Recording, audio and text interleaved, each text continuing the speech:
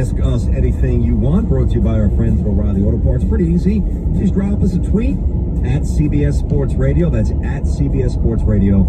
Use the hashtag AskThePros and make sure you stick around. Listen, later on, Teague and I will go through them along with Sandra. We'll pick the best one. We'll answer it for you. We'll debate it if we have to. We'll give you some props on the year, too.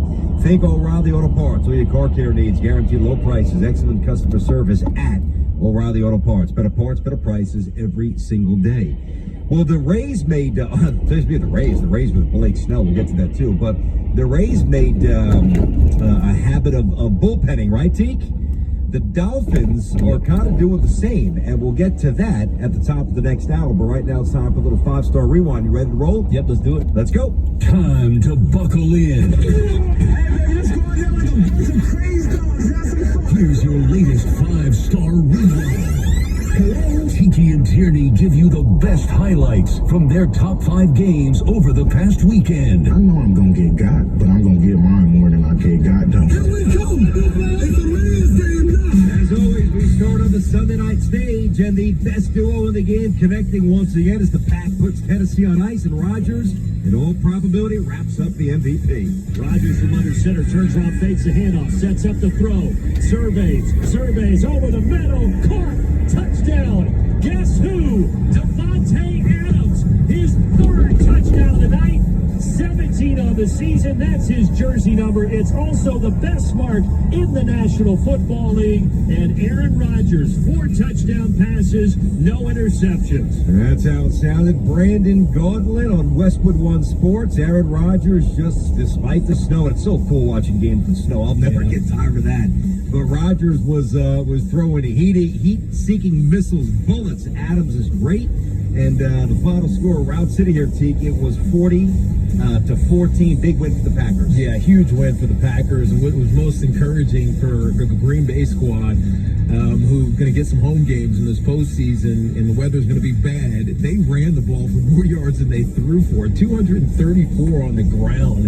And Aaron Jones, you would have think be the guy leading the way. Nope. He had a big day, 94 yards on 10 carries, which is a huge per carry average. But it was their mutter, A.J. Dillon, who put up 124 yards and 2 touchdowns. I love that about this squad. Really over the last couple of years with Green Bay, they focused more on running the ball and being balanced. And so in games like this, when you don't, Aaron Rodgers is doing his thing, but on games like this, you don't necessarily have to rely on him to get the job done. It just makes for a much better postseason ahead for the Green Bay Packers. Listen, you guys can continue to debate the MVP if you want. We're done on this show. Yeah. It's Aaron Rodgers. He's won this award. There's no question about that. So the Green Bay Packers are in Chicago to wrap up the final week of the season, and that's a 4:25 Eastern Tick Soldier Field. Packers 5.5-point pick. Now, Green Bay could actually, Seattle could still find a way to maybe steal that top seed. We'll get to that a little bit later, but right now Green Bay looking good at 12-3. Tennessee still solid, 10-5 there in Houston, and Tennessee laying a little more than a touchdown in that game. Let's move on. A defensive battle in L.A. between the NFC's West 2 top teams, and in the end, a little too much Russ as Seattle gets a big win. Russ with a shotgun snap on top. Lays it up over the top of Hollister, and he's got it! Touchdown! Seahawks! I think everybody on the Rams was looking for a short run, and here comes Russ going for the throw, and he finds Hollister in the back corner of the end zone for 6. The Seahawks stretch their lead, and they are 2 minutes and 51 seconds away from being NFC West champs. And they would find a way to make that time tick down. They would seal the W. That's how it sounded. Steve Rabel doing his thing on the Seahawks radio network. Not a ton of action in this game, T. No. The final score 20-9, but a big win, and Seattle gets it. Yeah, you're right. Seattle's defense is starting to play better at the right time, and I guess that's a MO of Pete Carroll. You got to expect that of his teams. But really, for the Los Angeles Rams, this is a concern about Jared Goff. We talked about this multiple times on the show, BT, how some games he just seems really, really inconsistent. Didn't have a great showing, threw an interception, and I think more importantly, he may have come out of this game with a broken thumb. We'll see how that affects him going in their last game of the season, which obviously they need to win badly. No doubt. In post-game, their head coach, Sean McVay, lamenting what's gone awry the past couple of weeks. I just have to do so much better job for us, and that's where this has been a humbling, tough, up and down year. A lot of good, a lot of frustrating things. but as a head coach, you feel very responsible, and especially with my involvement with the offense, we got to do some things better, special teams wise. But I do love this football team. I love the way they continue to battle, compete till the end. We're disappointed, but we still have a chance to kind of gather ourselves, regroup, and see if we can get our 10th win against Arizona next week. Yep, that's where the chance comes. They will host the Cardinals. LA early 3-point favorites. Seattle 11-4, and they're in Arizona. Obviously, it's a Niners home game, but the Niners have been displaced based on COVID protocols, so that game is in Arizona. Let's move on here. Jacksonville we go. Once again, Mitchell Trubisky sending signs. He's not quite the bust a lot of people label him to be. 22-yard hookup. Jimmy Graham, nice catch. Route City. Snap from center. Play fake. Mitch going to throw. Pressure coming from behind. Looks it. Down the left side. Up in the air. Stig. Touchdown. Jimmy Graham. Touchdown Bears. Falling backwards. Makes the grab.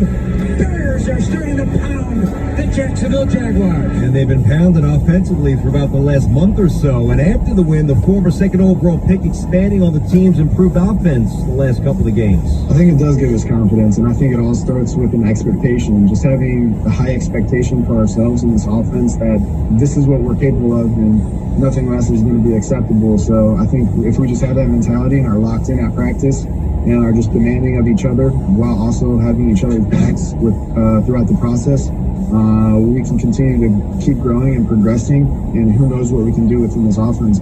He's a pretty likable young man, Trubisky. Yeah. Bears, 8th win for the Bears, and maybe some jobs being saved in Chicago there, Deke. Yeah, maybe even his own. Or they're going to bring somebody in to compete with him, that's for sure, with Mitchell Trubisky. But he has been playing well as of late, and this game was close, interestingly, for the first half. I think it was 13-10. Oh, don't think I wasn't all over this game. Yeah, exactly. You know why. Exactly. And in the third quarter, man, it just turned into a rout.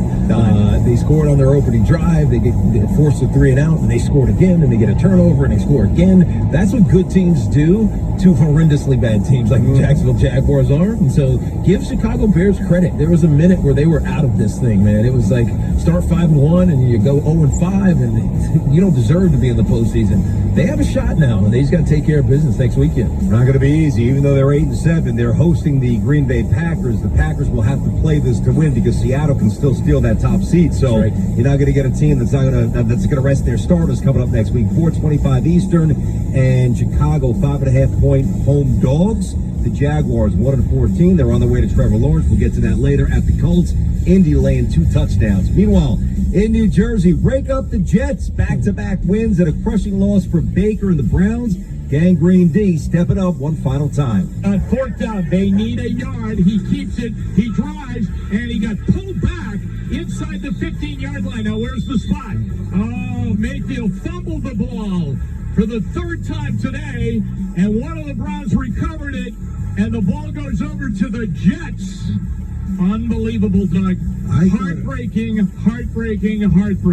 That was a tough one. And did you think there would be a different fan base other than the Browns to have to deal with that kind of loss with having their entire wide receiver room not allowed to make the trip? That's brutal. Jimmy Donovan with the call on the Browns network. Baker fumbled it. Somebody else recovered it. You can't do that inside of 2 minutes in advance. The Jets win. Yeah, no, this is horrible loss for them, but an explainable loss, obviously, because you mentioned the wide receiving core. I mean, it was the tight end, Austin Hooper, and then both running backs are your late wide receivers.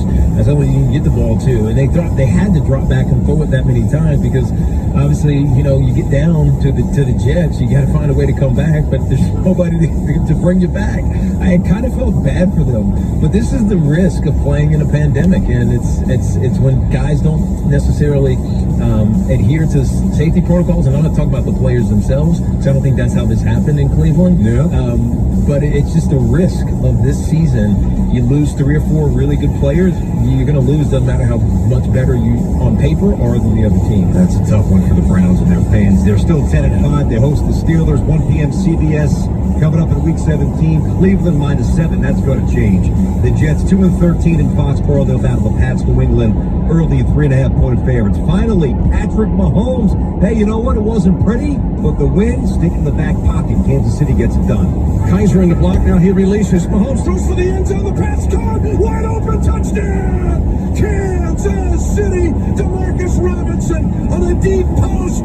And finally, Mahomes releases deep, had a shot, he took it, and the Chiefs regained the lead at 16-14 on a 25-yard deep post to DeMarcus Robinson. That's how it sounded. Mitch Holthus doing his thing on the Chiefs radio network, a 3-spot. That was the margin. Ugly 17-14.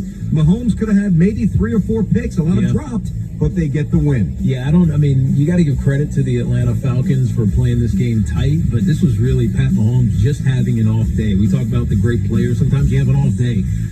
They punted twice in the first half, and they threw an interception, and they threw another interception in the second half. You give the Falcons credit, but this is what really good teams do. And we talked about this team last week, BT. They find ways to win ugly, and as long as you keep winning, there's really not much you can say. Nope, especially when you're 14-1. Nothing to say. And we'll obviously all eyes on Kansas City getting ready for the playoffs there. They're the top seed in the AFC. They will host the Chargers in Week 17. I'm sure everybody or most players will get a rest. Falcons 4-11. They visit Tampa. The Bucks early 6.5-point favorite. So, you know, I'll tell you this as we wrap it up. 5-Star Rewind here on Tiki and Tierney, CBS Sports Radio. Rodgers is not only going to win the MVP, I don't think it's going to be particularly close. Mahomes the last month or so, not played that well, T. Yeah, he's been good, obviously, because they keep winning, and that's what we'll keep saying. But there's nothing that's saying, yeah, that dude's the best player in the NFL right now. Yeah, Aaron Rodgers, on the other hand, it's like, that dude's the best player every time I see him play. Yeah, and by the way, there's a Mahomes standard that we're judging him by. Yes, of course, he's still great, but no doubt. The Dolphins. Hey, frequent heartburn may keep you from running your A game, but it doesn't have to anymore. Join the Prilosec OTC 2-week challenge. Just go to prilosecotc.com. You'll get $3 off to get you started, plus 14 days of tips, tricks, and reminders. Just 2 weeks, zero heartburn. Go to prilosecotc.com and sign up today.